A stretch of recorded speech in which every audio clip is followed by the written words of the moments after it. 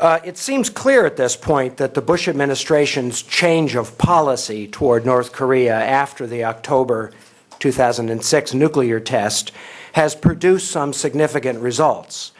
Because of North Korea's long history of lying about its nuclear program, however, there are very likely to be many skeptics in the United States and elsewhere who will suspect that North Korea is trying to hide some of its capabilities in its nuclear declaration, so that it can retain a secret nuclear arsenal even while it appears to disarm. And because there's so much uncertainty about North Korea's program, such as the exact amount of plutonium it's produced or how advanced its enrichment program is, it's very difficult for the U.S. or other countries to independently verify whatever North Korea declares in its declaration. If there are problems with this initial declaration, if it appears to be incomplete or not accurate, then a verification process could become very lengthy and difficult. Under normal circumstances, to verify a declaration would require some intrusive measures, such as interviews with scientists, access to documents, visits and inspections of facilities, including environmental samples. Now, whether Pyongyang will allow these kinds of intrusive measures is very much in question.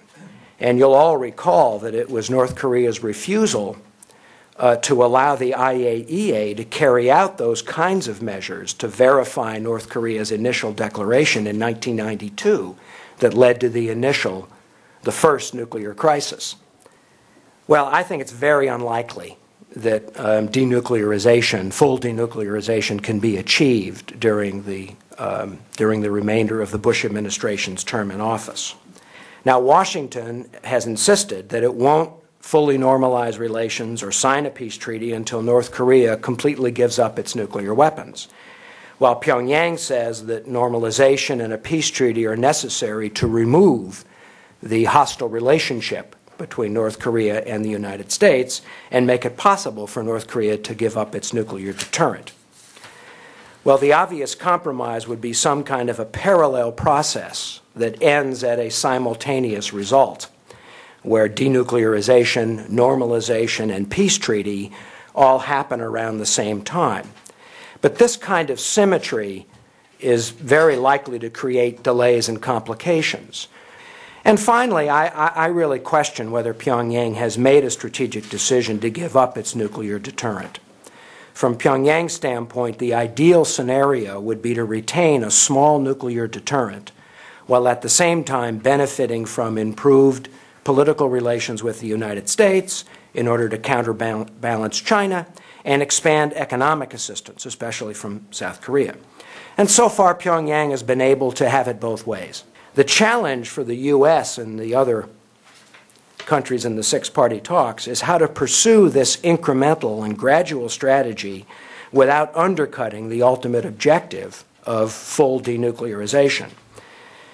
For example, the more benefits we give North Korea to take limited steps, the less leverage we may have to ultimately persuade or pressure Pyongyang to completely disarm. And the longer we accept an incremental and gradual process where North Korea continues to possess some limited nuclear capability, the more it appears that we're accepting North Korea as a de facto nuclear-armed state. So in conclusion, I think the Bush administration has launched successfully a gradual and incremental strategy that's achieved tangible limits on North Korea's nuclear weapons capabilities.